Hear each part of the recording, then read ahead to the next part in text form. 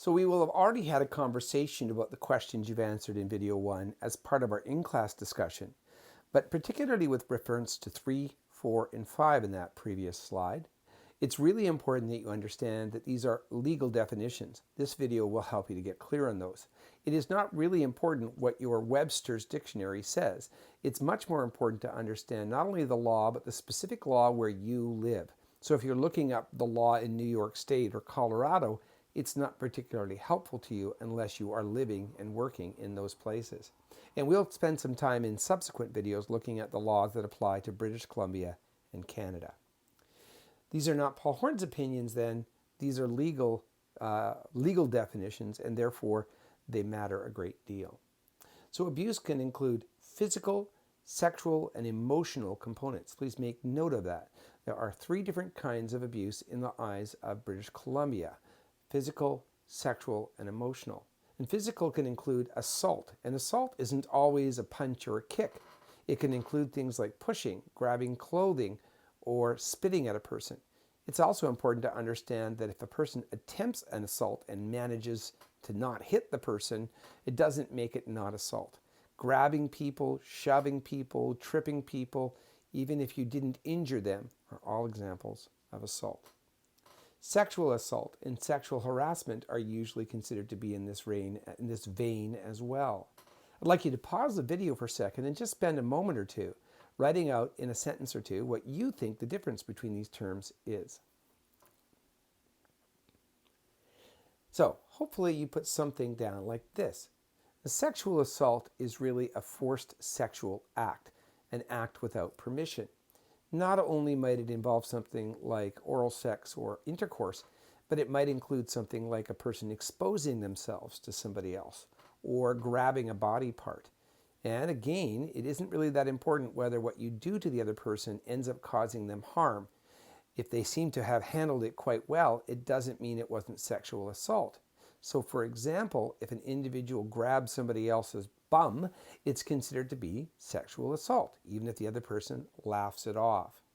Sexual harassment is typically thought of not so much in a criminal vein, but in an employment vein. And you can describe it as unwanted sexual advances.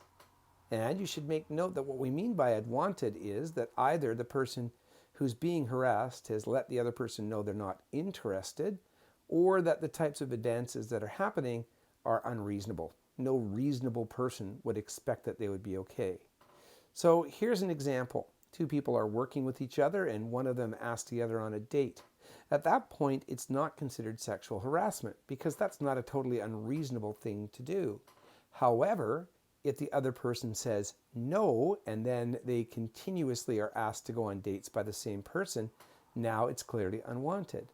Or let's talk about the way that somebody is asked. For example, if somebody is said, if the advance isn't in the form of, shall we go out for dinner, but hey, how about we go into the broom closet and you perform a sex act on me, that would be clearly an unwanted advance. And another example might have something to do with the power differential. For example, if a boss intimates or states that somebody is going to get better shifts or get a chance for advancement if they go on this date or in some way interact sexually. So they're not identical. Typically we're thinking about the sexual assault thing, but the big difference here is that the big thing they have in common, I should say, is that they both involved a power differential. And that's going to become very important for us as we talk about the different types of abuse. They typically also clearly involve not having consent or not having permission or acting in a way that is an unreasonable expectation when the other person doesn't give consent. Emotional abuse can include things like verbally taunting somebody else or trying to degrade them or any other behavior that's designed to cause humiliation. But again, I want to emphasize that this is couched in the terms of a power differential. If 2 12-year-olds are in the school grounds and they're yelling at each other and calling each other names, there's clearly degrading and verbal taunting going on. And it's clearly an issue for us as educators or as support workers. We would want to intervene. But what we wouldn't want to do is see this person be somehow accused of causing some kind of abuse, because there isn't a clear power differential. There isn't what we call a fiduciary responsibility. One 12-year-old isn't in charge of the other. But if there's a parent-to-child interaction, a teacher-to-child interaction, a client and staff person interaction, or even a child who's responsible for their elderly parents. All of those involve a power differential. So we want to look at the degree of vulnerability on the one hand and the degree of power on the other. And that's a common component when we look at abuse. Isolation can also be an example of emotional abuse.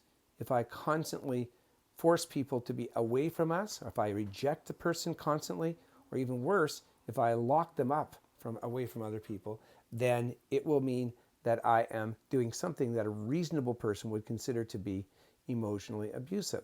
Now, that doesn't mean that people can't send their children to their room for a few moments, but we're looking at something much more substantial than that.